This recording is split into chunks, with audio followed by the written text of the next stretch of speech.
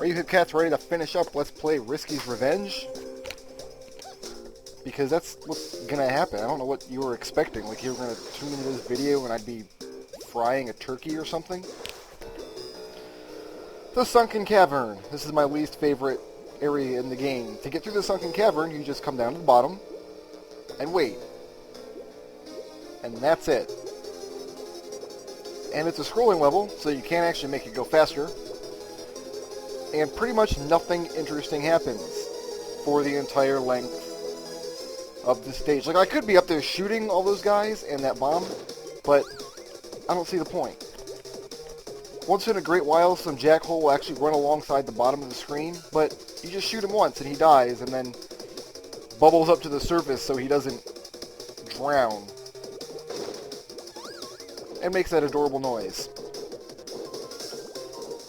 You probably need to destroy this little bomb there. But yeah, other than that, this is the level. This is how they chose to end the game. Kind of weak sauce when you compare it to, say, something awesome like Tangle Woods. Or Tangle Forest, or whatever it's supposed to be called. I don't know. If you want to make life really easy on yourself, you could just sit here and fire a steady stream of bubbles. But that's not any more interesting than just sitting here. Fish do have a tendency to kind of come down to your position sometimes, but again, there's so many hearts in this level that I don't think you can die. Like, you don't actually have access to your stuff. You can't, like, turn on your magic or anything, but you don't really need it. This is it. Now, I thought of a pretty clever solution to this, actually. Like, if you have to have this Kid Icarus-style endgame shooter level thing, give me, like, a reward for actually killing some percentages. Like, if I go through and kill, like, all the fish or all the bombs or something, give me something at the end. Reward me for doing something during the level. Even if it's just like a big box of gems, that would have been kind of okay. Better would be like to hide a magic jam there. I do like gems. I will always go out of my way for gems. Unless going out of my way involves, like, killing monsters on screen that I don't need to kill. Obviously. I mean, come on, that's just not even up for debate, is it? I mean, the music's kind of cool, but I don't know. The other way they could have really fixed this level, in my opinion, is to have, like, an underwater boss fight at the end of it. Like, not like a major boss, because, I mean, the last boss is still coming up, but just like an end game kind of, here's what happens at the end of this level boss. And I'm going to get crucified in the comments for mentioning this, but Mega Man 8 does that. Like, it had, not a good game. I'm not saying Mega Man 8's a good game, or that Shantae should be more like Mega Man 8. I'm just saying it had that one level where, like, it was a Rush Jet level, and you go through and you fight, like, the monsters and the dragon guys and the guys who create, like, colorful cotton candy clouds and things. And then at the end, you have to fight this giant battleship. I think Rocket Knight Adventures has a similar boss, doesn't it? It has a stage toward the end where you're just like, it's an auto-scrolling level, and then you get to the very end and you fight this giant, several-phase battleship boss. A mermaid boss is what I'm talking about. It would have been a good end cap to this, like, little level, even though the level's not great, and then it would also have been an end cap to the mermaid section of the game, if that makes any sense. That's one thing the original Shantae had that Risky's Revenge didn't, was all of... And Shantae had four animal transformations. And all of them, like the dungeons you found those transformations in, had a lot... You got a lot of use out of them. And then... So you would get the elephant transformation in the Golem Mine, and there was a lot of elephant kind of puzzles. Well, in Risky's Revenge, you don't get the elephant form inside of a dungeon. You just get it out in the world. And there's like 2 or 3 things you have to do with it. And so the transformation ends up not being as interesting or important. But the Sunken Cave is behind us now, and I can turn on the Warp Squid so I don't have to actually do it again. And how long did that take? That was like a 5-minute little cave. Yes, I'll save my game here. Hurrah! And now there's this dark room, which, I don't know the deal with the dark room. I really don't. Like, oh, you know what? I think I can actually get down here without using a mermaid form. Yep, just barely, but you can get underneath that little wall and save yourself 15 seconds of belly dancing, or however long it takes. Do need monkey form here, though. I'm pretty sure that monkey form is a requirement for this level.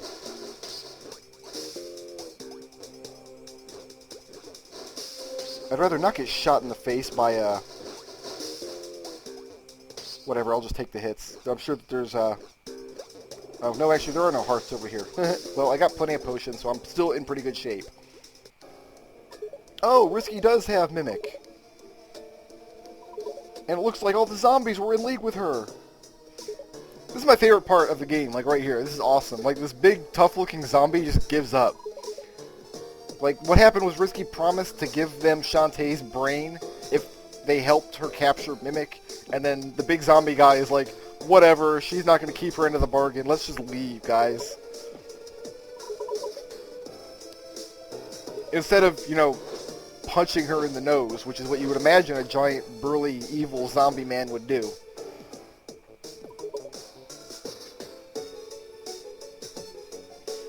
And come to think of it, there's really no reason for Risky to double-cross them on that. Like, the deal was to give over... She doesn't want Shantae in the picture anyway. Just, yeah, go ahead, eat her brain, whatever. But instead of like a cool mermaid-level boss, we get to fight the Tinkertank again. In a slightly more difficult manner. He has more attacks this time. One attack I don't have any idea how to dodge. He'll use it a couple times during the fight, I'm sure.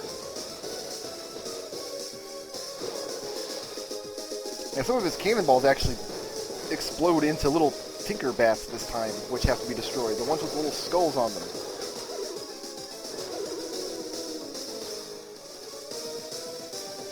Yeah, I don't know how to dodge this attack, because you have to duck to get underneath the anchor, but you've got cannonballs raining down on your position from above. And Shantae can't really crawl that quickly. Oh, here it comes again. You can't, like, I used to think that that's one move in the game where your, like, dash move would actually come in handy dodging, but it doesn't. Like, maybe if Shantae had some invincibility frames in this dash move, but she doesn't. She can't, like, go through attacks or anything. She just collides with the anchor, and that doesn't do any good either. I've also tried getting underneath it with monkey form. That doesn't really work very well. So, I don't know. I just kind of take the hit and deal with it. The Tinkerbats drop hearts anyway, so it's not that big of a deal. Murdering little pirate guys refills your life, just like real life. That's just science. That's basic chemistry, actually.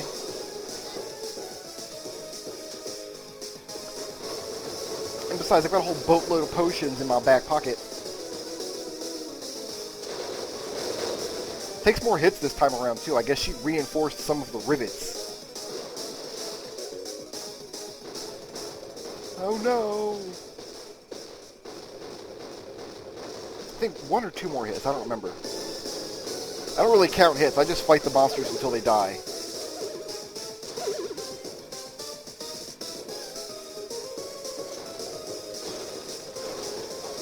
And you can't jump over the anchor either, you can't get enough height to actually clear it. It'll like hit you in the feet, and getting hit in the feet deals just as much damage as getting hit in the head or some other vital organ. Also basic. Now that's basic biology, actually. There's still science behind it, is my point. Oh, that time I got lucky. Sweet. That does not happen often.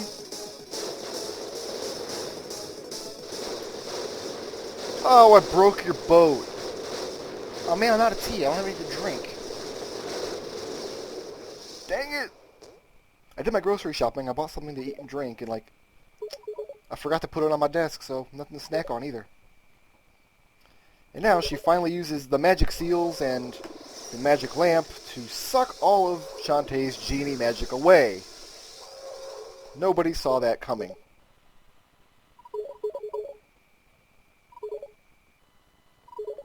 And we'll just tap away all the talkie-talkie.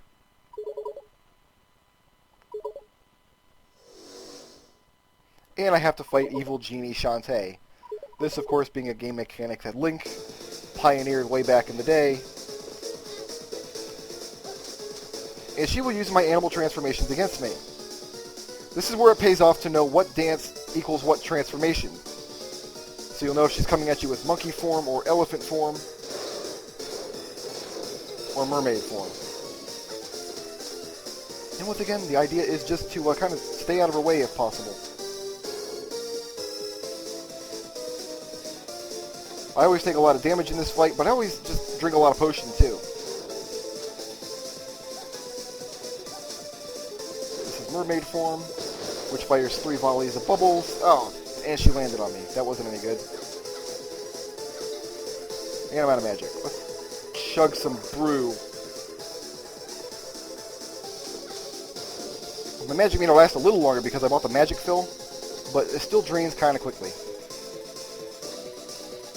Come on, run into the... There we go.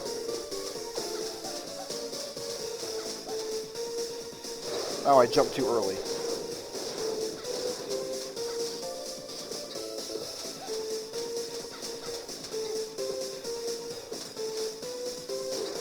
The one real downside to this battle is that it can be kind of difficult to tell what's going on because there's usually so much stuff on screen.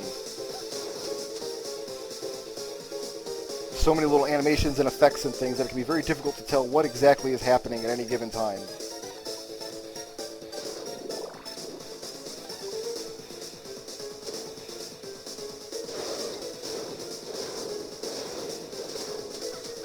Should be almost to the halfway point here. This is the halfway point. Now all her animal forms get much faster.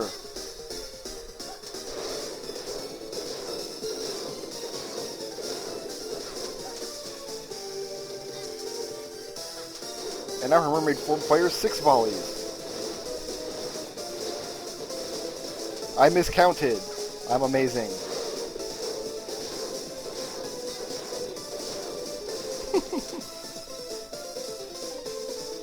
Yeah, drink a lot of potion in this fight. That's how you win. That's how I win, anyway. Maybe you have a better strategy. I don't know.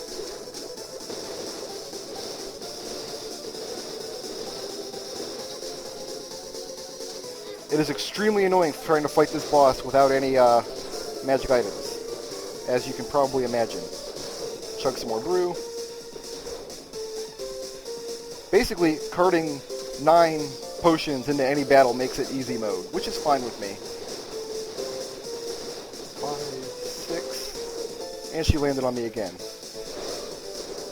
Ah, I dodged you that time, Elephant Man. No, I didn't. Never mind. I walked into you anyway, just to be awesome. I did make things slightly more difficult on myself because I don't have my super silky hair cream. Actually, I'm out of P-ball. What am I doing?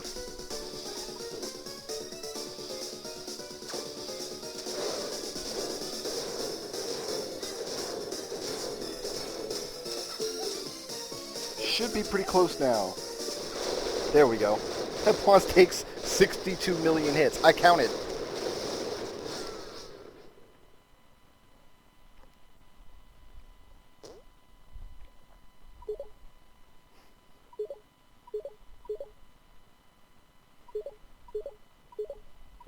And that's what I love about the end of this game is like Risky won. Shantae doesn't have magic anymore. She wins the battle. It's like if this were a Saturday morning cartoon, that would have to be like the series end cliffhanger. Except her magic hair is still somehow functional. We don't know why.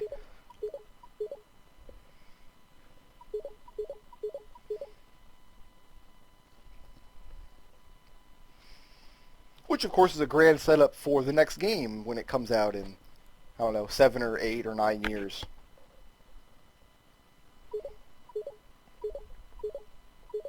I especially love how the Squidbeard and all of its little driblets are apparently part of Shantae's club now.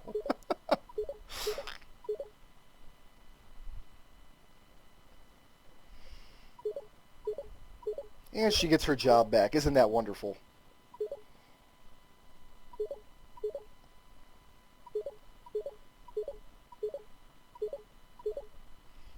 And so she decides to protect Scuttletown with the help of all of her friends, which now apparently includes the Squid Baron. That would be the great setup for the next game, wouldn't it? Like, instead of having one character who can do a bunch of things, you have to go between a bunch of characters who can all do one thing, like Sky has warbirds and Bolo can do squats. But if that happens, I really would have to insist that I be allowed to also play as the Squid Baron, because it's just fantastic.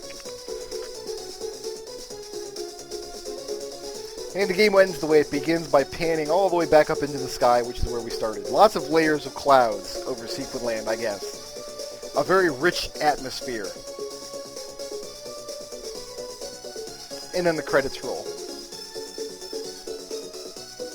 So if I had to pick one design element that I really liked about Risky's Revenge over the original, it is that the game is a lot shorter and punchier, and that is not a bad thing, because let me give you kind of a for instance, is like this game only takes maybe a couple hours to complete, where the original game was much larger in scope and in breadth, and it took a lot more exploring to get to all the different areas of the world. And so it was more of like an epic full-scale adventure. It's the difference between playing like a Metroid game versus a Zelda game. I love Zelda games, but I don't pull Ocarina of Time off the shelf every couple months. I just don't, because that game takes like 17 hours to complete, and that is kind of a major time investment. Whereas Risky's Revenge, I can pull that off the shelf and complete it in like one sitting. So, as a result, I end up playing the game a lot more and learning the game a lot more and wanting to push myself in the game a lot more, which is how I'm able to now actually have the game memorized to the point where I can play it on YouTube without totally and utterly embarrassing myself. And the iPad screen dims after a minute of not having anything happen, and I don't know if that's going to show up in the recording or not, but it'll be very interesting to find out.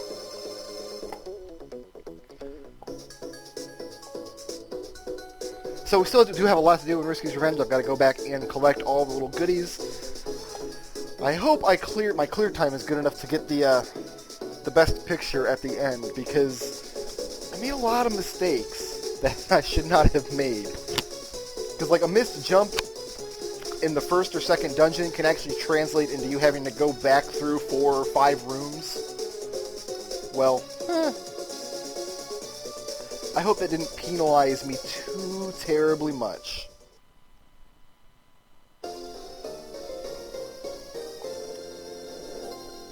Nope, that's not the best ending. I'm terrible at this game. I was not fast enough. Oh, goodness. What was my time? Come on. It didn't give me my time. That's odd. Okay. But we have stuff to collect, so there's going to be more videos, and it'll be fun.